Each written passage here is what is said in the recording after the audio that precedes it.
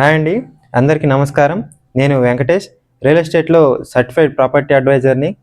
ఈరోజు మీకు ఫ్యూచర్ సిటీలో భాగంగా ఇంతకుముందు భారతదేశంలో ఏమేమి సిటీలు ప్లాన్డ్‌గా నగరి నగరాలని నిర్మించారనే విషయం గురించి మాట్లాడుకుంటే, మొట్టమొదటిది భారతదేశం విభజనించిన తర్వాత 1950 దశకంలో చండీగఢ్ అనేది పంజాబ్ అండ్ హర్యానా యొక్క రాజధాని.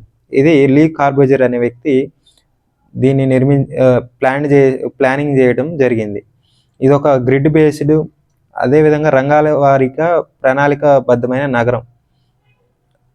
ఇది సరళమైన వాస్తు తిలపం, వెడల్పైన రోడ్లు, పచ్చని వలయాలు, అలాగే వ్యవస్థీకృత